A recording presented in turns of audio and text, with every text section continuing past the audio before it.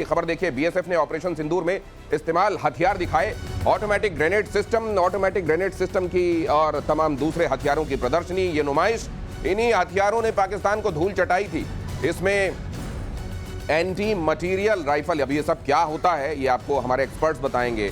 खास तरीके की मशीन गन, ये वो ग्रेनेड लॉन्चर जिन्होंने वहां के बंकर्स को तबाह कर दिया, वो मशीन गन जिसके बारे में ये तक कहा जाता है कि पानी की बहती हुई धारा को ये 1 मिनट के अंदर जब 600 से 1000 गोलियां निकलती हैं तो उसको तक रोक देता है। इस तरह की हथियार, और उधर आप जानते हैं इतनी पड़ी है मार और फिर दिखाए जा रहे हैं ऐसे हथियार। तो फिर ऐसे में पाकिस्तान तेरा क्या होगा यार?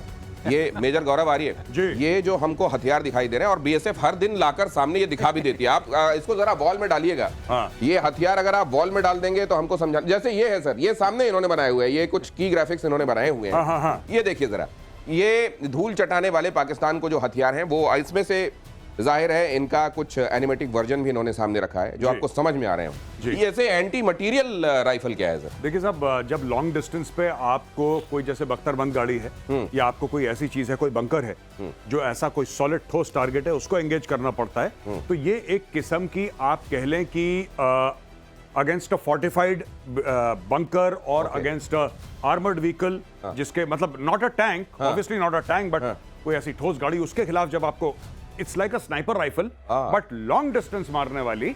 और ये जो है, हाँ, इस टाइप के टारगेट को मारते हैं। तो ये है, ऐसे ही स्नाइपर राइफल है। स्नाइपर राइफल से आप लॉन्ग डिस्टेंस पे, ज्यादा लॉन्ग डिस्टेंस पे, 800 मीटर, 1000 मीटर, 1500 मीटर, इस पे आप ये देखिए, ये ऑटोमेटिक ग्रेनेड लॉन्चर है जो फायर करवा रहे हैं। एजीएल है। हाँ, अच्छा दिनेश, मैं भी ये जरा आप इसको जिप को ऊपर कीजिए, इसकी वजह से हमको दिख नहीं रहा है।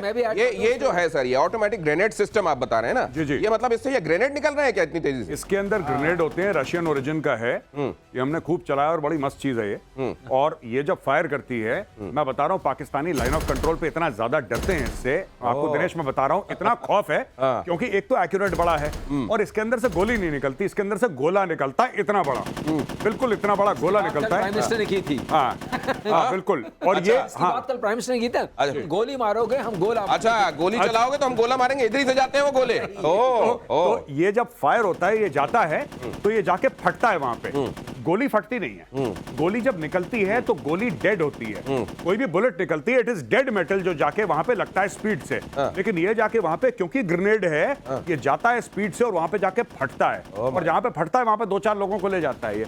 तो ये ऐसी चीजों लगातार दर लगातार फायर करता है। बहुत शानदार, वेरी ब्यूटीफुल वेपन।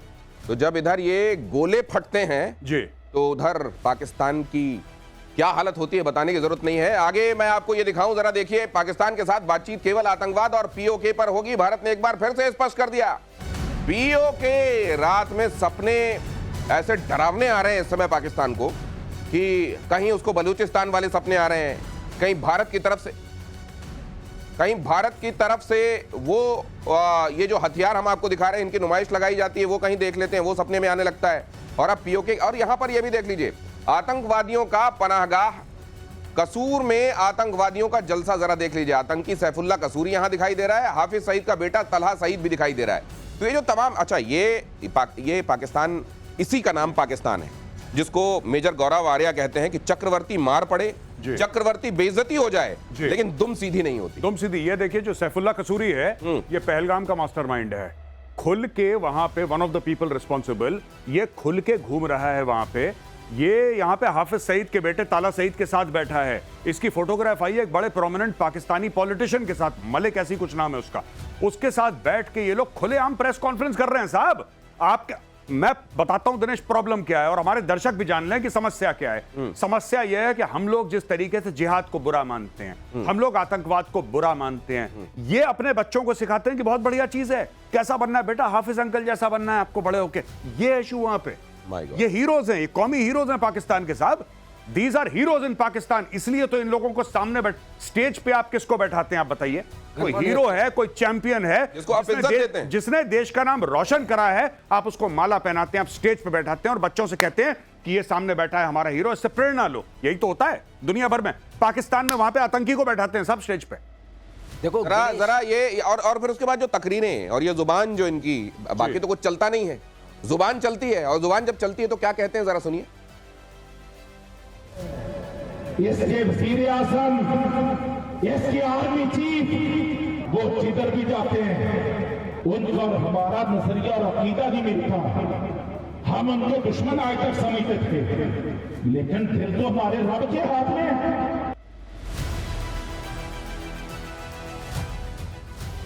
फिर ये मुंह से ये निकलता है जी। तो ये, और फिर अब बहुत जल्दी तलहा आप सईद, अब बहुत जल्दी ताले भी लगते जा रहे हैं अभी देखिए, कसूर में शायद हमने बम मारा नहीं मारा मुझे नहीं याद है, हाँ। लेकिन एक हमारी ड्रिल तो हो गई है आज सिविल हाँ। डिफेंस वाली। अब अगली ब्रह्मोस इन्हीं के पास जाएगी, मुझे लग रहा है, मुझे पक्का यकीन है। बहुत जो मुंह खोलेगा, मैं तो ये कह रहा हूं, जो पाकिस्तान में मुंह खोले उसके मुंह में डालो ब्रह्मोस सीधा, इसकी स्टोरी खत्म करो। और ये मोदी जी ने बिल्कुल ठीक काम करा है, बिल्कुल ठीक बात बोली उन्होंने मोदी जी ने। मोदी जी ने बोला है कि जब तक आतंकवाद खत्म नहीं होगा तब तक ऑपरेशन सिंदूर खत्म नहीं होगा, सीधी बात है। तो ये अब कसूर ये पूछने वाला है कि मेरा क्या कसूर, मेरा क्या कसूर? उनको ये बताया जाएगा कि ये तुम्हारा कसूर जो यहाँ नीचे आपको स्क्रीन पर दिखाई दे रहा है। और फिर अच्छा, फिर इनको यही लगता है, क्योंकि अगर वहां इस तरह के लोग हीरो हैं और फिर वहां मार पड़ती है तो उनको ये लगेगा कि इसमें मेरा क्या कसूर। देखो ऐसा है दिनेश, ये इनका ग्लोरिफिकेशन कर रहे हैं, लेकिन मुझे प्राइम मिनिस्टर की एक बात बहुत अच्छी लग रही है, वो एक्चुअली पाकिस्तान के अवाम को बचाने की कोशिश कर रहे हैं।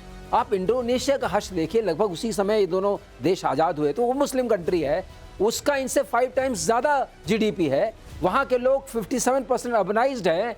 वही वहाँ जब तक मिलिट्री का रूल था, जब तक सौहार्द तो वहाँ से नहीं गया, वहाँ की हालत बहुत ख़राब थी। इसी तरह का वो था, क्योंकि अब आ गया है वहाँ पर, किसने वहाँ आंदोलन शुरू किया था? जनता ने। और जनता में किसने शुरू किया था? स्टूडेंट्स ने। तो यहाँ आप जो उनकी आवाम से बात करते हैं और पाकिस्तान की आवाम से प्रधानमंत्री बात कर रहे हैं कि अब वो मौका आ गया है कि आप इन जिहादियों को उखाड़ फेंकिए, ये आपके रास्ते में अड़चन है। आपको बच्चों को झोंक देते हैं जो ये कहे कि मदरसा मेरी सेकेंड लाइन ऑफ डिफेंस है, उस तरीके की तहरीर के साथ आप कैसे खड़े हो सकते हैं? और जब तक आपको ये फर्क नहीं समझ में आएगा, अगर आप बहुत दिनों तक दोजख में रहने के आदी हो जाएं, तो आपको लगता है यही मेरे लिए नॉर्मल है, यही मेरी दुनिया है। अरे थोड़ा अलग करके देखिए, आप अपने ये लीडरान जिनको आप कहते हैं इनको बदल के देखिए। ये आर्मी जो आपको इस्तेमाल करती है, इसको उठाकर पटकिए, हटाइए वहां से, आपकी सुरक्षा नहीं करती, आपको खतरे की तरफ धकेल रही है। क्यों कह रहा हूं मैं? जरा वहां लगने वाले नारे सुनिए जहां ये साहब मौजूद थे। तकलीफ ऐसी हो दुश्मन के इरादों तक तबाह जाए, नारे तकलीफ। पाकिस्तान का मतलब क्या? पाकिस्तान का मतलब क्या? पाकिस्तान का मतलब क्या? हमारी सही संस्था क्या? हमारी रसूल संतु सही बात है, हमारी नबी संतु सही बात है, हमारी नबी सही बात है, हमारी नबी संतु सही बात है, शौकत अली सही बात है, नारे तकलीफ। क्या बात है। ये इस तरीके से माइकों में चिघाड़ कर और वहां सामने खड़े लोगों को एक खास तरीके की, जिसको कहा जाता है कि जिहादी अफीम, वो पिलाकर और फिर भेज दिया जाता है कि जाओ मर जाओ। अब ये कसूर में जब फिर से जाकर ब्रह्मोस मारेगी तो कहा जाएगा अरे ये क्या हो गया। ये देख रहे हैं, हश्र देख रहे हैं, ये मुरीद का हश्र देख रहे हैं, बहावलपुर का देख रहे हैं, अब कसूर में जुटे हैं। देखिए साहब, आपको एक बात पता होनी चाहिए दिनेश, ये बिजनेस है। मैं एक बात बताता हूं आपको, जो हाफिज सईद है, हाफिज सईद ने हजारों आतंकी भारत में भेजे लश्कर तैयबा के थ्रू। ये दुनिया को पता है, हमारे दर्शक उनको भी पता है। इसने अपने बेटे को क्यों नहीं भेजा? इसका बेटा है ना ताला सईद, इसके और भी बेटे होंगे, इसने अपने बेटे को क्यों नहीं भेजा? जो general Qamar Javed Bajwa, chief of army staff of the Pakistan army, उसका बेटा साद बाजवा दुबई में अरबपति है, दुबई में काम करता है। वो तो कहता था जिहाद लड़ो जिहाद लड़ो, उसने अपने बेटे को, ये चूरन खिलाते हैं, बेवकूफ बनाते हैं। और पाकिस्तानी कौम सबसे आसानी से बेवकूफ बन जाती है, क्योंकि लिखी पढ़ी काम है।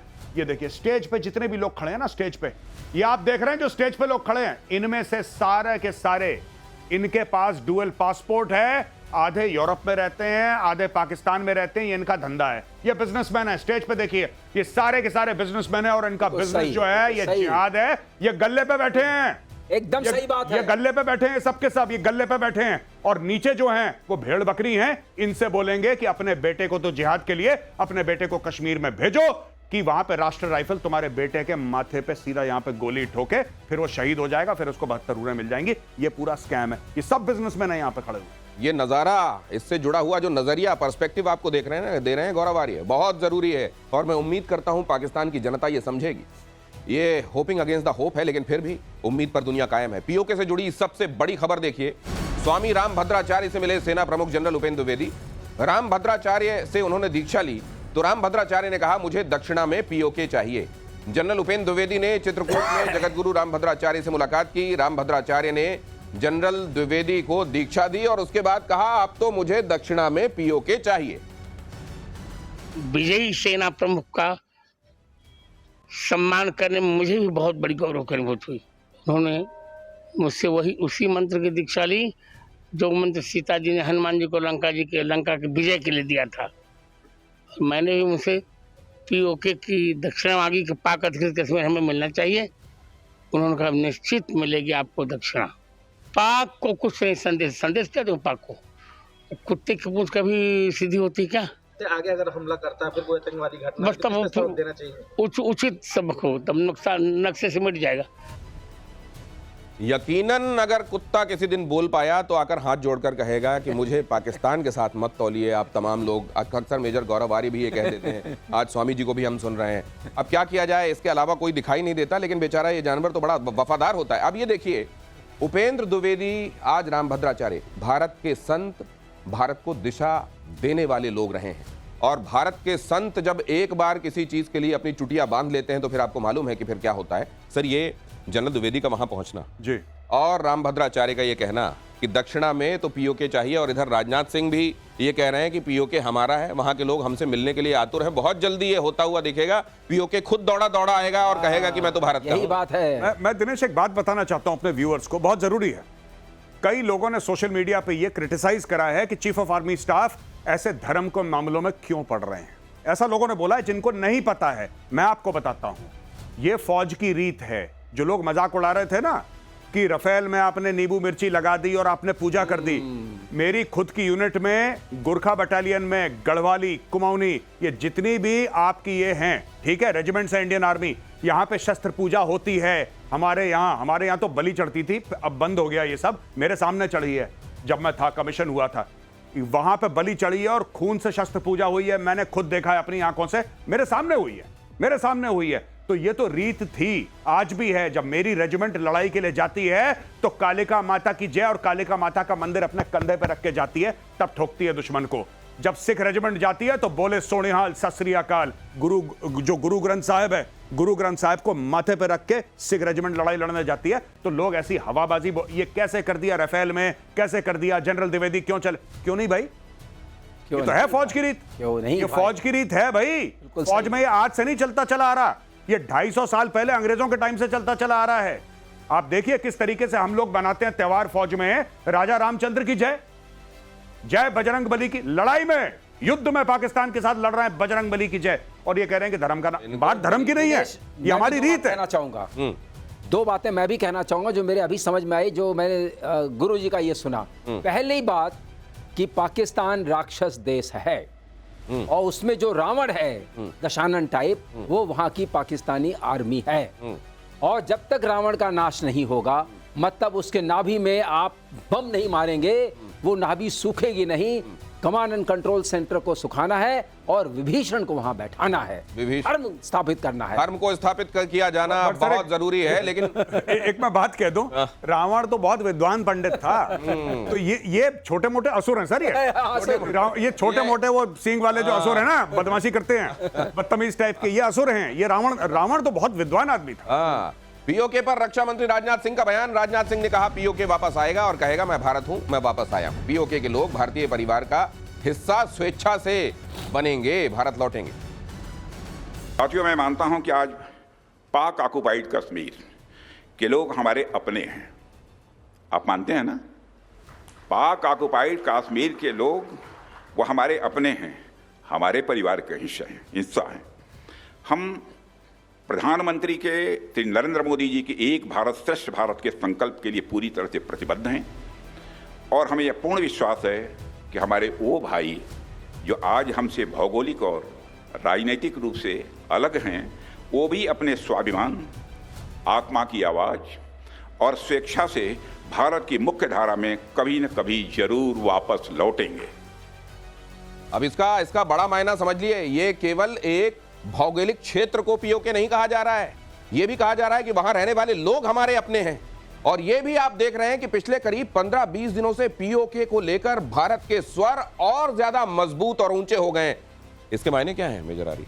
नहीं, देखिए बात यह है कि अब कहीं ना कहीं लोगों में ये एक विचारधारा बन चुकी है, एक माइंडसेट बन चुका है, नॉट विचारधारा बट माइंडसेट, एक दिमाग बन चुका है कि अब पीओके के बारे में निर्णायक लड़ाई शुरू हो चुकी है। और ऑपरेशन सिंदूर अभी स्थगित, मतलब जिसको कहते हैं कि इट्स अ पॉज, ये खत्म नहीं हुआ है, इसके पीछे सरकार पड़ गई है, इसके पीछे लोग पड़ गए हैं। आप देखिए कि जनरल द्विवेदी जाते हैं संत महात्माओं के यहाँ मिलने के लिए, प्रणाम करते हैं, वो कहते हैं गुरु दक्षिणा मुझे पीओके चाहिए। ये आप देखिए ना, this is not a military man speaking, this is a Holi man speaking, right. और होली मैन ये कहते हैं, जो धर्म गुरु हैं वो कहते हैं कि पीओके यानी कि सबको चाहिए पीओके, और सरकार को पता है कि सबको चाहिए पीओके। अब निर्णायक युद्ध होगा। अब इसके मायने भी दिनेश, समझाइए। हाँ। जनता वहां की हमारी है। सो दिनेश, इसके मैं जोड़ के देखता हूँ, तार जोड़ना चाहूंगा अगर आपके हाँ, पास प्लीज 30 सेकेंड्स हो। पहला यूएनएससी का रेजोल्यूशन क्या था? उसका पहला स्टेप था खाली करो, तो पहले आवाज आई थी पीओके खाली करो। उसका पहला स्टेप है रेजोल्यूशन का, जिसमें कि हम फंस गए थे कि पीओके खाली करो, तो पहले आवाज आई थी प्रधानमंत्री की तरफ से पीओके खाली करो। ठीक है। अब पाकिस्तान दूसरी खाली करे। आवाज आ रही है कि ये अपने आप मिलेंगे, जो नेक्स्ट स्टेप था। तो उसके बाद विलय तो होना निश्चित है। प्रक्रिया शुरू हो गई है दिनेश। ये प्रक्रिया है। पहले ये कि वो वहां जो पाकिस्तान जबरन कब्जा जमाए हुए हैं वो वहां से जाए, हटे, खाली करे, और फिर वहां के जो लोग हैं वो तो भारत के हैं ही, भारत के साथ मिलने को बेकरार हैं। ऑपरेशन सिंदूर पर बोले वायुसेना प्रमुख, ऑपरेशन सिंदूर देश की सामूहिक जीत है। सेना और हर भारतीय का इसमें योगदान है। भारत का ये कड़ा और स्पष्ट फैसला था, बड़ी स्पष्ट रणनीति थी इसमें।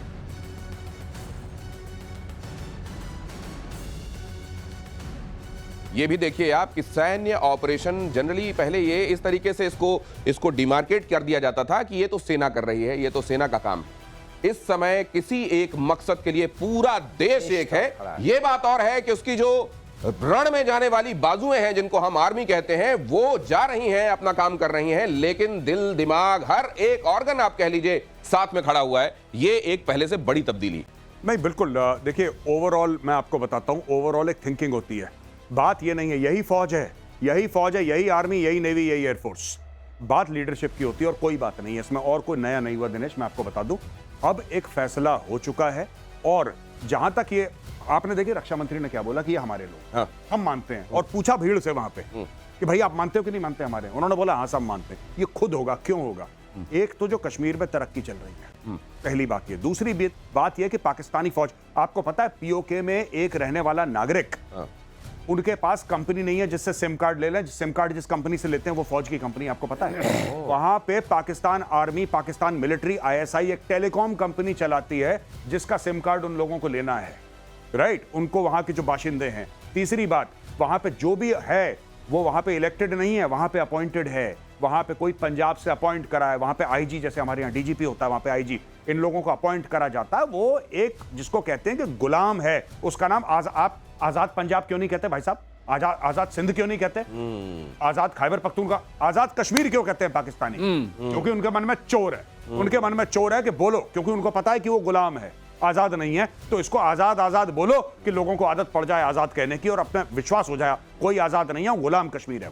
तो यहां पर कई तरह के धंधे चल रहे हैं। एक धंधा तो वो दिखाया हमने आपको, पाक ऑक्यूपाइड कश्मीर में किस तरीके से ट्रेनिंग और लॉन्च पैड तैयार होते हैं, हालांकि भारत अब उनको ध्वस्त करने लगा है। दूसरा ये चल रहा है, वहां रिसोर्सेज की लूट चल रही है और वहां दुकानदारी धंधा। आप देखिए, सिम कार्ड तक वहां अगर बेचा जा रहा है एक कंपनी बनाकर, फौज इस काम में लगी हुई है, तो फिर समझिए तिजारत करते हैं या लड़ाई। पाकिस्तान सीमा से सटे 4 राज्यों में मॉक ड्रिल, 31 मई को मॉक ड्रिल की जाएगी। गुजरात, पंजाब, राजस्थान, जम्मू कश्मीर में ड्रिल ऑपरेशन शील्ड के तहत ये मॉक ड्रिल हो रही है। लेकिन अब हुआ ये है कि इधर तो ड्रिल होती है और उधर ड्रिल मशीन चलने लगती है उनके दिलों में। और कई बार तो ये लगता, अच्छा जिसको आप एक्सपेक्ट करते हैं, मोदी जी इस बात के लिए जाने जाते हैं कि जो आप अपेक्षा करेंगे बिल्कुल कहीं ऐसा होता हुआ दिखाई देगा जो उसके आसपास नहीं है। कहते हैं इधर मॉक ड्रिल होती थी, उधर बांग्लादेश भी घबराने लगा अचानक। यही रणनीति है। ये मुझे लगता है मोदी जी बिग बॉस खेलते हैं इनके साथ, ठीक है? उनको पहले डरा दिया बहुत ज्यादा और ठोक भी दिया। अब मोदी जी ने बोला कि बहुत दिनों से लोग चुपचाप बैठे हैं, अब एक काम करो, एक मॉक ड्रिल करवाओ जरा। पाकिस्तान के टीवी एंकर घबरा रहे हैं कि आपको क्या लग रहा है, भारत ने कल मॉक ड्रिल के बारे में बोल दिया है, क्या दोबारा ब्रह्मोस मार सकता है? वहां पे ये टेलीविजन स्टूडियोज में डिस्कशन हो रहा है और यहाँ पे मॉक ड्रिल हो रही है, वहां पे पसीने छूट रहे हैं। आपको क्या लगता है हमें क्या फौरी तौर पे हमें क्या इंतजाम करने चाहिए? हम कैसे बच सकते हैं? भारत में मॉक ड्रिल हो रही है, उनको लगा फिर से ब्रह्मोस आ रहा है। तो ये कुछ दिनों में तो भारत को ये भी कहने की जरूरत नहीं पड़ेगी कि हमारा एक ऑपरेशन है जिसको हम कंटिन्यू कर रहे हैं जी। बस बीच में कहना पड़ेगा कल ड्रिल होगी, कल मॉक ड्रिल होगी। नहीं ड्रिल तक पहुंचना नहीं, कल मॉक उतने में ही शौक। और अगली खबर यह इनका है शौक। कि भारत में बने कावेरी इंजन की रूस में फ्लाइंग टेस्टिंग, कल आपको ये मेजर गौरव आर्य बता रहे थे कि जिस समय हम बात कर रहे हैं वहां पर इस इंजन की टेस्टिंग हो रही है। भारत की 5वीं पीढ़ी 5th जनरेशन के फाइटर जेट एमका में हो सकता है इसका इस्तेमाल, छोटे फाइटर प्लेन में भी लगाने की योजना चल रही है। लंबी दूरी के स्टेल्थ ड्रोन में इस्तेमाल की भी योजना है कावेरी। इंजन किन मायनों में खास है और ये हमारे लिए कितना बड़ा माइलस्टोन होगा, हमारा डेवलप किया हुआ इंजन अगर हम लगा सकते हैं इन फाइटर जेट्स में? तो इनफैक्ट कल सर ने बताई थी, बहुत प्यारी बात बताई थी कि कावेरी जब बनाया था तो उसके अंदर उतना थ्रस्ट पैदा नहीं कर पा रहा था कि तेजस को वो टेक ऑफ करवा ले, उड़ा ले। तो अब क्या करा कि उन्होंने बोला एक तो हम फर्दर डेवलप करेंगे कि उसकी कैपेसिटी बढ़ाएंगे।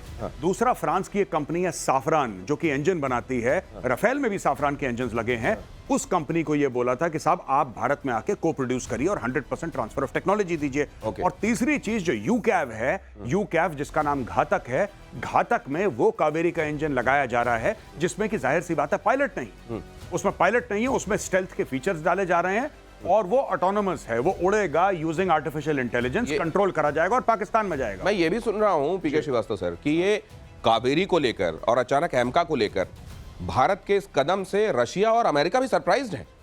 नहीं सरप्राइज नहीं है, उनको ये पता था कि हम ऐसा करेंगे। अच्छा। लेकिन जिस मौके पर कर रहे हैं और जिस तेजी से कर रहे हैं, जो गति आई है उससे surprise. Speed and scale. Speed and scale. Okay. Speed and scale थोड़ा सा मैं बता दूं आपको, कावेरी जो है एक तरीके से उसने हमारे लिए इकोसिस्टम क्रिएट किया इंजन पार्ट्स का, इंजन कंपोनेंट्स का, क्योंकि किसी एक इंजन में just to tell you there are about 3000 plus parts. वो जो कि एक इंजन में 3000 से ज्यादा पुर्जे लगते हैं। हाँ, ज्यादा ये जो हमको दिखाई दे रहा है इसमें 3000 से ज्यादा पुर्जे हैं, जो कि आप जाएंगे कम से कम 700 से 800 वेंडर के पास। अब आपके पास इकोसिस्टम आ गया है, अगर आपके पास इकोसिस्टम है तो नेक्स्ट को लाने में आपको उतनी ही आसानी होगी। इसलिए अब सैफरान ने भी हाथ बढ़ाया है, इसीलिए अब सब हाथ बढ़ा रहे हैं, क्योंकि हाथ आप बताइए किसके पास हाथ बढ़ाया जाता है? जिसके ऊपर आपको विश्वास हो कि विश्वास हो और जो सही राह पर चल रहा हो और जिसके साथ शक्ति हो। करेक्ट। और यहाँ पर ये 3000 पुर्जे वाला कावेरी आपको दिखाई दे रहा है। ये कावेरी जिसको दक्षिण की गंगा भी कहा जाता है सर, ये हमारे लिए क्या आने वाले दिनों में, और मैं इस बात को अप्रिशिएट करता हूँ, आपकी तबीयत ठीक नहीं उसके बावजूद आप हमारे साथ जुड़े हुए सर, ये किन मायनों में हमारे लिए ये गेम चेंजर हो? देखिए, किसी भी फाइटर एयरक्राफ्ट का सोल जो है एरो इंजन होता है। हाँ।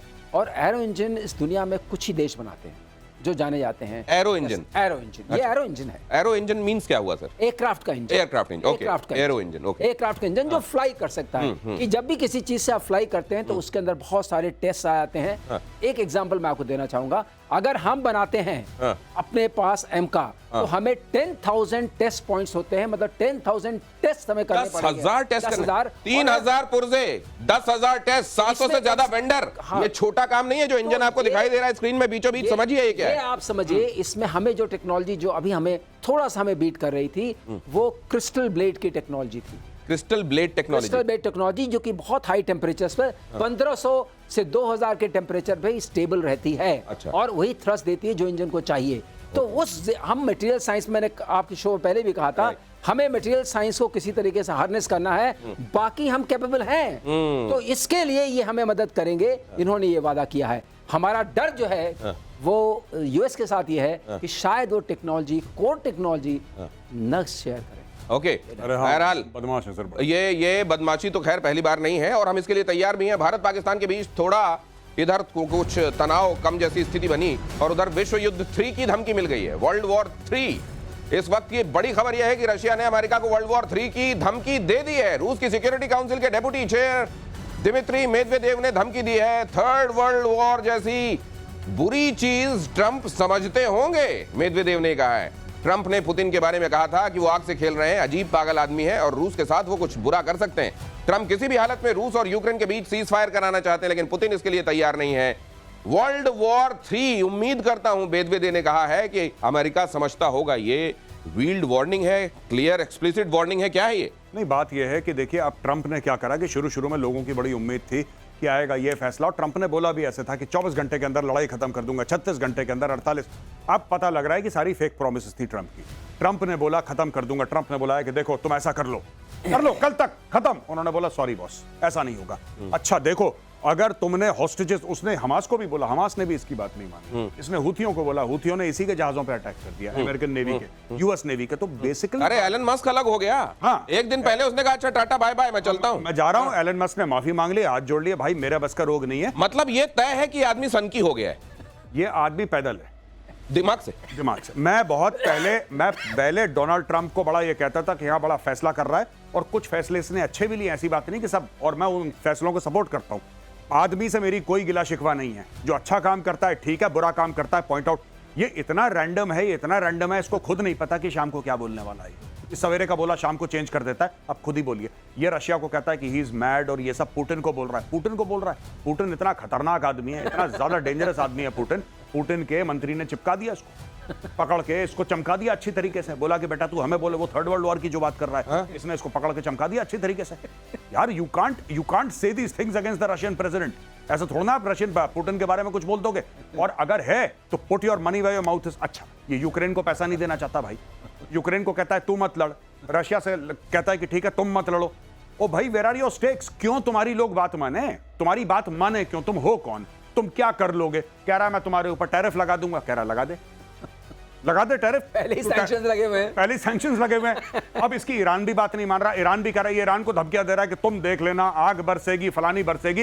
ईरान ने बोला we don't take you seriously. वहां पे भी तो कम थोड़ा ना बैठे ऊपर। ईरान ने एक और काम किया है जी। पाकिस्तान को भी एक आईना दिखाया, आगे मैं बताने वाला हूं। जी। तीसरे विश्व युद्ध के लिए तैयार हो रहा है जापान। उत्तर कोरिया और चीन के मिसाइल परीक्षण से हलचल बढ़ गई है।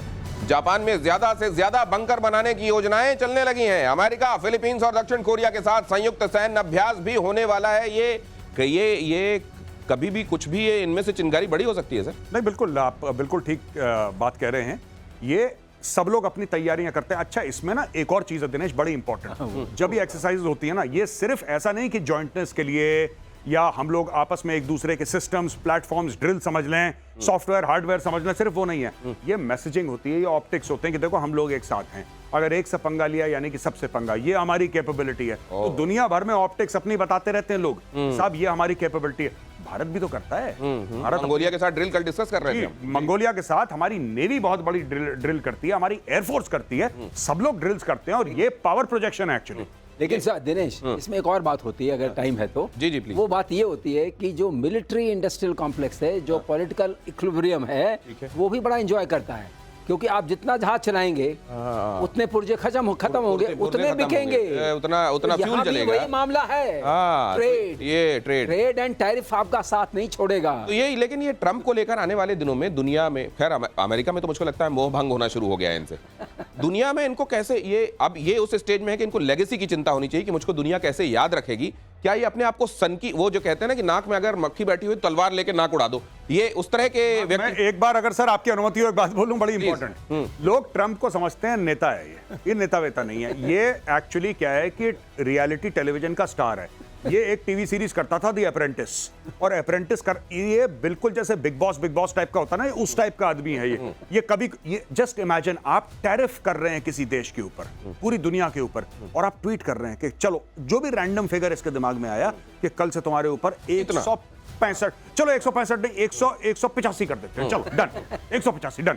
ये ऐसे डिसाइड होता है। शाम को कुछ और कर देता है। अच्छा बढ़ा दिया 250 तक, 250 बढ़ाने के बाद अगले दिन कहता है चलो वापस 10 पे ले आते हैं। 90 दिन पूरी 90 दिन के लिए उसकी पूरी इकोनॉमी आपने गोल कर दी, और आप ये खेलता रहता है सबके साथ। इसलिए अमेरिकन भी इससे परेशान हो रहे हैं। लेकिन अब ये इसको कहते हैं क्या? लेकिन दिनेश मैं कह सकता हूं आपकी, चलो एक बात, अगर ट्रंप की नेटवर्थ देखिए इस पूरे सिस्टम में डबल हो गई है इस पीरियड में। ओ मतलब इस पागलपन का भी कुछ हासिल है, ऐसे नहीं है कि ये पागलपन रैंडमली किया जा रहा है। मैंने बोला ना टीवी स्टार है वो। ओ तो ये सबसे बड़ा टीवी एंकर ट्रंप है, सबसे बड़ा। This is how Trump is making America great again. आतंक के खिलाफ पीएम मोदी की स्ट्राइक। अगली खबर, पाकिस्तान सेना आतंकियों का सहारा लेती है। सेना ने आतंकियों को सिंदूर की शक्ति दिखाई।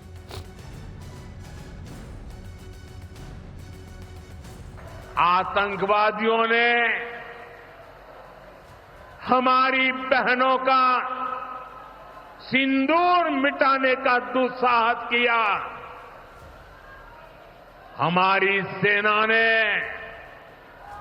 उनको सिंदूर की शक्ति का एहसास करा दिया। सिंदूर की ताकत का एहसास पाकिस्तान को हो गया है। लेकिन अब पाकिस्तान पहलगाम के पहले और पाकिस्तान पहलगाम के बाद क्या चेंज देखते हैं आप गौरव? देखिए, मैं एक बात बताता हूं कि ये पाकिस्तान है जो सहमा हुआ है। ये अपने लोगों को कोई भी चूरन बेचें, हम जीत गए, हमने 10-15 रफेल उड़ा दिए, हमने दिल्ली के ऊपर भी जहाज उड़ा दिए, हमने S-400 हैक कर लिया, ये सारी की सारी चीजें देखिए जाहिल कौम है, पढ़ी लिखी है नहीं, सारे के सारे मदरसे से पढ़, तो आप इनको कोई भी स्टोरी सुनाओ ये बिलीव कर लेते हैं। लेकिन सबसे बड़ी बात यह है कि जो पाकिस्तान में लीडरशिप है उसको पता है कि रुमाल कितना फटा है, कितने छेद हैं रुमाल में उसके, उनको सब कुछ पता है। वो आप बनियान नहीं कह रहे हैं आज आप? ऑपरेशन बनियान था ना इनका, रुमाल में छेद क्यों है? वो तो फट गया। बनियान फट गई थी। ये जो हम यहाँ दिखा रहे हैं, प्रधानमंत्री नरेंद्र मोदी ऑपरेशन सिंदूर के बाद देखिए कहां कहां गए। आदमपुर पंजाब 13 मई 2025, बीकानेर राजस्थान 22 मई, भुज गुजरात 26 मई, गांधीनगर गुजरात 27 मई, बागडोगरा बंगाल 29 मई, पटना बिहार 29 मई। ये और हर जगह जाकर इन्होंने उस बात का जिक्र किया है और पाकिस्तान को चेतावनी दी है, चेतावनी दर चेतावनी दी है। मैं इसको ये समझना चाहता हूं, ये एक देश अपने एडवर्सरी पर एक तरीके का साइकोलॉजिकल प्रेशर बिल्ड कर रहा है या उसको चेतावनी दे रहा है कि अब इस बार जो है बहुत भयानक मार पड़ेगी? दिनेश, गौरव, मैं कुछ बोलूं, गौरव ऐड कर देंगे। सबसे बड़ी बात है कि जैसे गौरव ने पहले बोला था कि हिंदुस्तान और पाकिस्तान में एक असमंजस रहा, अमन की आशा, प्यार की ट्रेन, सब कुछ चलता रहा। तो अब आपके प्राइम मिनिस्टर, प्रधानमंत्री, उन्होंने कहा बहुत हुआ, ये कोई नहीं चलेगा। पहले समझो कि शत्रुबोध क्या होता है, जो आप बोलते रहते हैं, प्रतिशोध तभी होगा जब शत्रुबोध होगा, और इसके लिए अपने लोगों को भी जगाए रखना आवश्यक है। और शायद ये काम करना ये बड़ा, और सजग रहो, और ये जब खुद को चौकीदार कहते हैं प्रधानमंत्री, तो ये काम जगाए रखने का अपनी ये बड़ा मुश्किल है। हमारे लोगों को नींद बड़ी जल्दी आती है ना। लेकिन अब ये देखिए जरा, मेजर गौरव आर्य जी, मैं एक चीज कहना चाहता हूं आपसे, आपने शायद दूसरे तरीके से उसको बता दिया जी। पहलगाम के पहले और पहलगाम के बाद पाकिस्तान, टॉयलेट में जाएं आप, और हाजत के बाद आपको जब लगे कि पानी की आवश्यकता है, पानी खत्म हो जाए। मैं ये ऐसे नहीं कह रहा हूं, मतलब आप सोच रहे होंगे कि सीरियस शो में मैं क्या कह रहा हूं, सुनिए देखिए। परमाणु बम की बात करने वाले शहबाज की किस तरीके से पोल खुल रही है। पाकिस्तानी एक्ट्रेस हिना ख्वाजा बायत वहां की ये हीरोइन है, और इन्होंने पाकिस्तान की बखिया उधेड़ी है। 28 मई को पाकिस्तान के लिए निराशा का दिन बताया है। कराची एयरपोर्ट की बदहाली पर सरकार को घसीटा है। मैं यहाँ कराची के इंटरनेशनल एयरपोर्ट पे खड़ी हूँ, और आज के दिन जबकि हमें पाकिस्तान की अचीवमेंट्स को सेलिब्रेट करना चाहिए, मैं ये देख रही हूँ कि यहाँ पर किसी भी वॉशरूम में पानी नहीं है। लोग वजू करना चाह रहे हैं, नमाज पढ़ना चाह रहे हैं, बच्चों को लेकर वॉशरूम जाना चाह रहे हैं, और पानी नहीं है। हमारे एयरपोर्ट्स का, हमारे इंस्टीट्यूशंस का, हमारे सिस्टम्स का ये हाल क्यों हो गया है? और कोई इस चीज़ को मानने के लिए राजी नहीं है कि ये गलतियां हैं जिनको ठीक करने की जरूरत है। बड़े बड़े प्रोजेक्ट्स बन रहे हैं, नई ट्रेन्स के बारे में बात हो रही है, लेकिन पुराने सिस्टम्स को, इंटरनेशनल एयरपोर्ट के बाथरूम्स तक में पानी मुहैया नहीं हो रहा। अफसोस का मकान है। अभी इनको किसी ने बताया है या फर्स्ट हैंड इनका अपना एक्सपीरियंस है? बेचारी परेशान लग रही। नहीं साहब, आप बाथरूम जाएंगे, फिर उसके बाद पानी ना हो तो यू कैन अंडरस्टैंड। अब इनको महत्व तो पता लग रहा है पाकिस्तानियों को कि इंडस वाटर ट्रीटी है क्या। और कराची में पानी नहीं है तो बाकी जगहों पर क्या होगा? अगर आप किसी पाकिस्तानी से पूछें कि what is the Indus water treaty, तो कह रहा है साहब हमें ज्ञान मत दो, हम जी रहे हैं। हम जी रहे हैं इंडस वाटर ट्रीटी, हमें पता है क्या है, मोदी जी ने समझा दिया है। अबे कह रहे हैं कि ना धोने के लिए ना पीने के लिए कुछ है नहीं, सब खत्म हो गया। बंदा बाथरूम गया, सूखा, what to do, carry on, कुछ नहीं कर सकते। बस यही कह सकता हूं मैं। ऑपरेशन सिंदूर के बाद अब देखिए, अब यहां पे ये एयरपोर्ट की शिकायत कर रही थी, अब यार एयरक्राफ्ट की बात भी देख लीजिए। पाकिस्तान की एयरलाइंस का हाल क्या है वो देख लीजिए। बिकने के कगार पर है पाकिस्तान की airlines. Pakistan international airlines corporation limited, पिया लिखा रहता है ना, पिया बहुत जल्दी रूठने वाले हैं, रूठ ही गए हैं बल्कि, समझ लीजिए।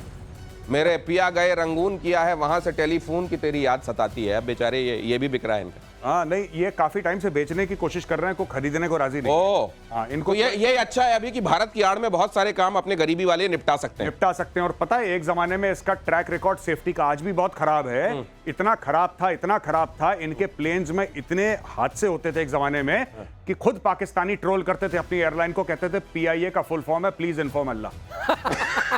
नहीं, ये फैक्ट है, ये आप जाके इंटरनेट पे चेक कर सकते हैं। बढ़िया बढ़िया चीज निकालते हैं। नहीं, ये कह रहे थे, पाकिस्तानी कहते थे कि इसका फुल फॉर्म है प्लीज इन्फॉर्म अल्लाह। एक बार बैठ गए, कुछ नहीं पता भाई कब चले जाएंगे ऊपर। पहुंचेंगे। इनका ऐसा, इनके चेयरमैन ने या कोई इनके बड़े फंक्शनरी थे, ये पीआईए का जेट ले जाते हैं यूरोप और उसको बेच देते हैं। आपको पता है बात?